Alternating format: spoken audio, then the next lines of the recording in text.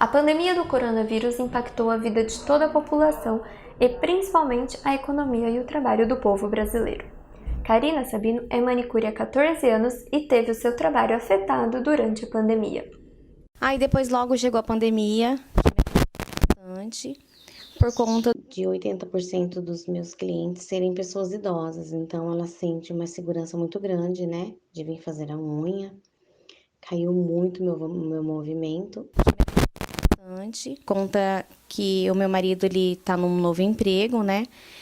E por conta da pandemia mesmo, afetou tanto a mim quanto a ele também, né? Além da Karina, diversas pessoas sentiram o efeito da crise, que atingiu a sua pior fase durante a pandemia.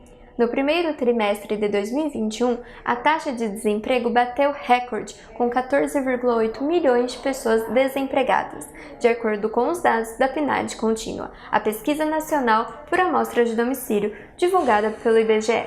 O principal problema que aconteceu economicamente falando foi o fato de que muitas empresas tiveram que suspender temporariamente as atividades e a maioria dessas empresas, não só por despreparo, mas como também nunca ninguém espera que vai ter que suspender as atividades, essas empresas não estavam preparadas, então fez com que muitas pessoas fossem demitidas, saíssem do mercado de trabalho. Com isso, a alta taxa de desemprego gera grandes problemas, pois há uma menor circulação de dinheiro e, em consequência, o poder de compra da população diminui. Ela é um problema muito grande porque injetamos menos dinheiro no mercado, ou seja, a população tem menos dinheiro para comprar.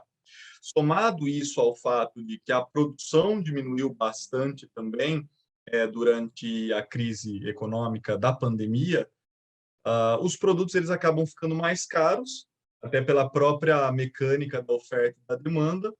Muitos produtores eles acabam mandando esse produto para fora e as pessoas que estão desempregadas, por já não estarem recebendo o dinheiro, né, dos seus trabalhos habituais, acabam entrando num estágio mais avançado de pobreza. Então, nesse período, o que a gente enxergou foi empresas mais consolidadas no mercado, alguns setores específicos, principalmente grandes varejistas que fazem entregas e também supermercados tiveram, ao contrário dos demais setores, eles tiveram um aumento na produtividade, então eles foram impactados positivamente por isso, enquanto nos demais setores houve uma diminuição da produção, tornando aí todos os produtos mais caros e afetando mais ainda quem já não tinha dinheiro.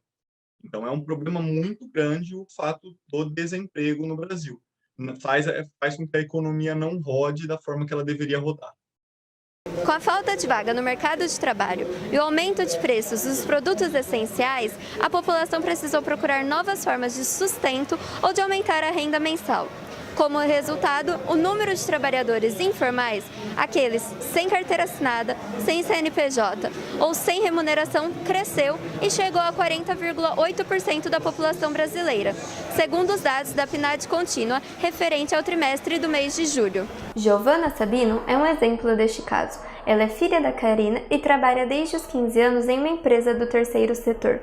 Durante a pandemia, para contribuir com a renda mensal da família, ela precisou encontrar formas de aumentar o seu ganho. E com o aumento das coisas, né, principalmente durante a pandemia, eu precisei estar indo buscar por uma renda extra. E aí foi o momento em que eu comecei a vender pratas, que foi uma forma de eu não sair da minha casa, né, do meu conforto, da minha casa e do meu trabalho, porque eu vendo para pessoas, para os meus familiares, para as minhas amigas de serviço.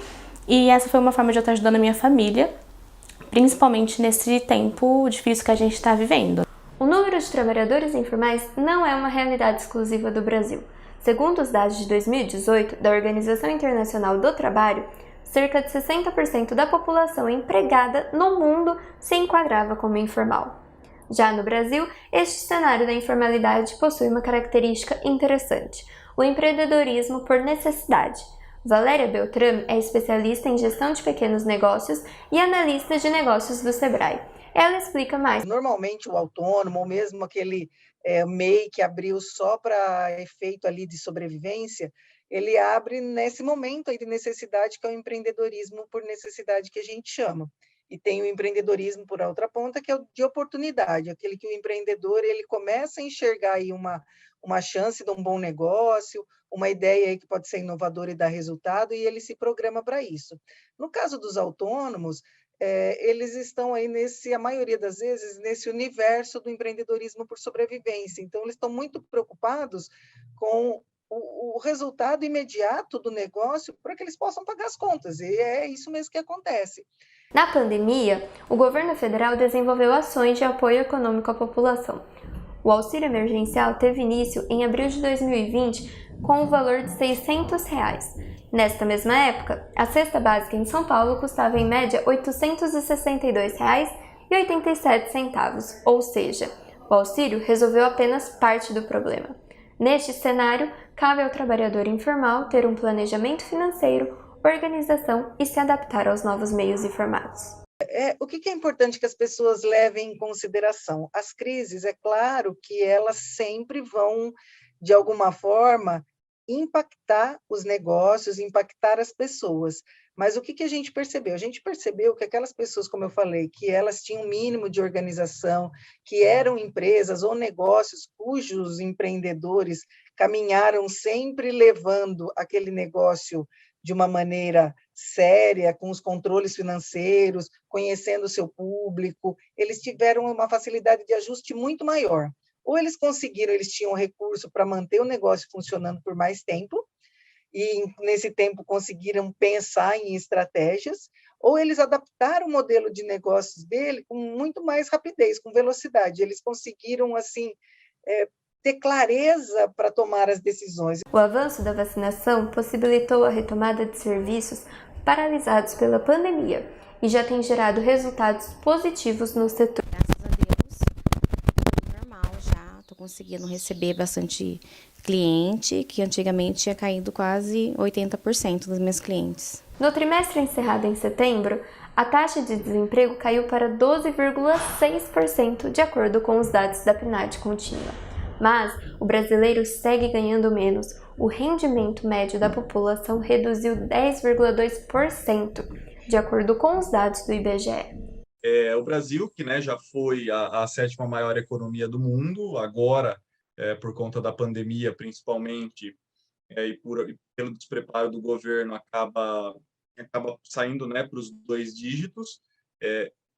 A pandemia em si, mesmo ela sendo global, afeta alguns países de forma maior do que outros, e o Brasil foi um desses afetados.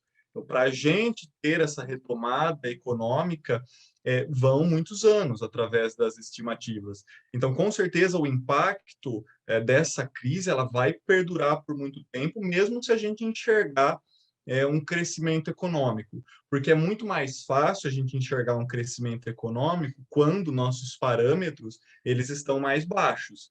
O mais difícil é você crescer quando você já é uma grande economia. Então, o Brasil ele está entrando justamente nessa retomada, porém vai ser uma retomada gradativa e bem morosa.